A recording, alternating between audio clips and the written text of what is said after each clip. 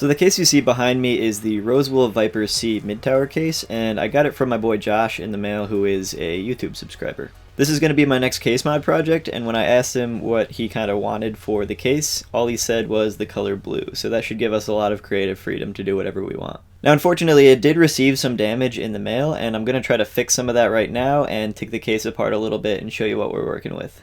So the first thing I immediately noticed when I got the case was that one of the feet came off. So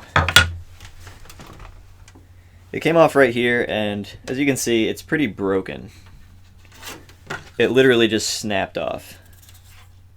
And this power source mesh right here kind of came off too, but that's really easy to replace.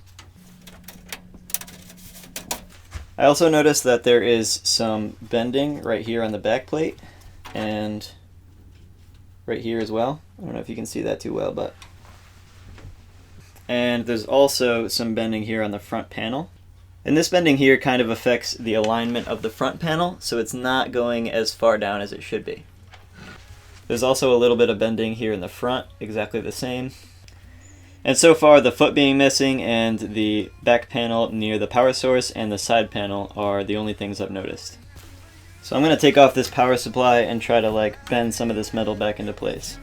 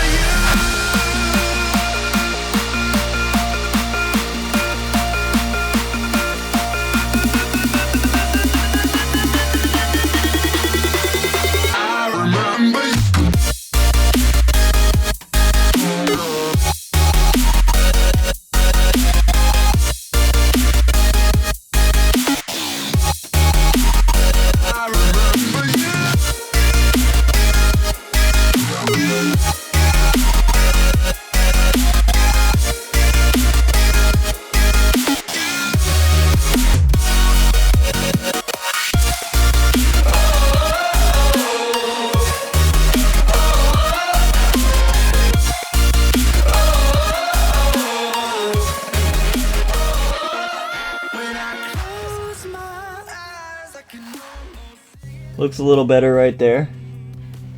And on this side, it's actually lining up where it's supposed to be. Now that this case is almost fixed, I'm going to take it apart and kind of see what we're working with. I don't really like that this window is a little bit tinted, so I might change that. By the way, when I got this case, the power supply was mounted so that the fan was pointing up. But if you have a mesh in the bottom of your case, like here, which most cases do, you're going to want to point your power supply fan down because it'll intake air from the bottom and then push it out the back. You don't want to be intaking air from inside of the case because all the air on the inside of the case is too warm.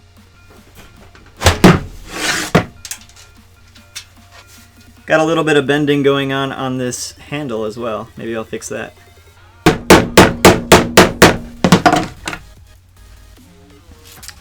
That's a little better. This Velcro strap just holds the power supply down. I don't know why you would ever need that. All the fans are already hooked up. That's pretty cool.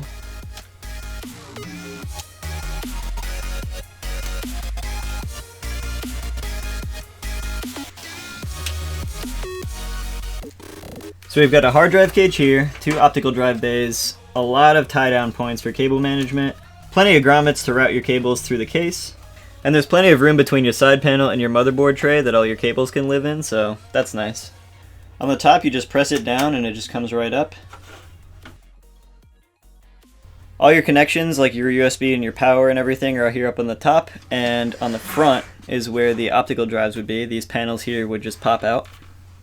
As for the front panel, there are some clips here in the back that you can just squeeze. So the air to the front fans just intakes right through this mesh right here, so we won't be able to cover that up so that we don't hinder the airflow. Another advantage to having your power supply intake fan facing down into the bottom of the mesh in the case instead of up into the inside of your case is that when it's facing down, you have this entire top area to cover up. You can pretty easily make a cover out of acrylic that covers the entire top and the side of the power supply and extends out to cover all of your cable management in the bottom of your case. And you wouldn't be able to do this if it was facing up because it would block that air intake and it would heat up your power supply to the point where it might break, and that would be really bad. Now, if you have an older case that doesn't have an air intake in the bottom, you have to face it up and you can still make a power supply cover, but you would have to cut out the top of your power supply cover right next to the fan so that you could still get some air intake, and it would just look weird, but it would still cover up all of your cable management. Now, I'm not 100% positive as to what I'm going to do with this case other than just fixing that one little leg that broke off, but I have some pretty good ideas. I did just get all my airbrush stuff set up, so this case will kind of be a guinea pig for what I can do with that. Speaking of my airbrush, I'm going to go try to paint something right now. I've never used it before, I've never used an airbrush in general before, and this will be the first thing that I've ever painted. It should be fun to document. Maybe when I get really good at airbrushing in the future, it'll be fun to look back at the very first thing I ever did and kind of critique myself. Now, if I'm not too great at airbrushing up front, I'm not going to be doing anything super intricate on this case behind me, but we'll see.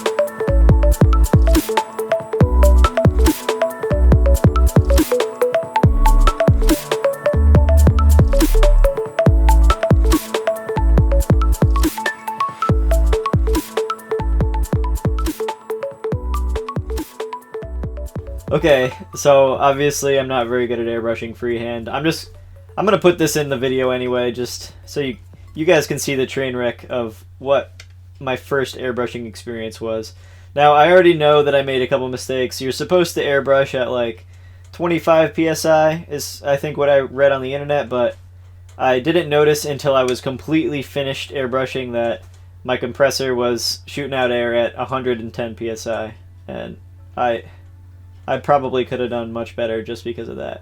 So when I end up painting this case right here, I'm going to mask off anything that I decide to paint and then just like do one flat color.